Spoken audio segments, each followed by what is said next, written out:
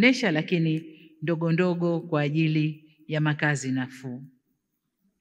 Sera hii inakwenda kuvutia uwekezaji zaidi.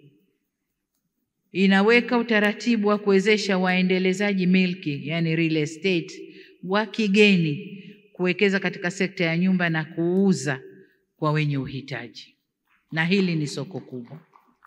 Lakini kule mwanzo nilisema nina neno hapa. Neno langu ni kwamba kwa kuwa Tanzania sasa tunafanya vizuri kwenye umeme, tunafanya vizuri kwenye maji, hata kule vijijini ni lazima sasa tuangalie matumizi mazuri ya ardhi kwa kutumia space, nyumba ziende juu. Nyumba ziende juu ili tupate eneo kubwa na ardhi itumike vizuri zaidi.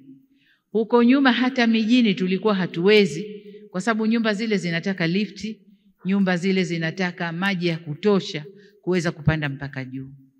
Tunavyokwenda kuweka maji, tunaboresha upatikanaji wa maji safi na salama, umeme kila pahali. Nadhani sasa mngekuwa na muono wa mbele zaidi, mnapopima vijijini mkaweka nyumba za juu. Tunapokwenda kwa wenzetu, mnaona kilomita zaidi ya 100-200 kuingia kwenye mji au miji mikubwa, tayari mnaona high rises, nyumba za kwenda juu, na huko ni vijijini. Kwa nadhani akina Kisarawe hapo, sijui Kibaha, wapi, nadhani sasa muwe na sera ya kuangalia, kwa sababu maji yapo, umeme upo, na kwa maana hiyo hatuna kizuizi cha kujenga nyumba za aina hiyo, hata kama kwa bei nafuu na wananchi wakapata kukaa. Lakini kuna maboresho mengine yanakuja tu. Kwa mfano, tunaposema nishati safi ya kupikia, hatutegemei nyumba zile mtu aende akapike na kuni. Kwa hiyo ukimpa nyumba ile moja kwa moja direct ataingia kwenye nishati safi ya kupikia. Kwa nadhani mngeona muono wa mbele mkajipanga vizuri zaidi.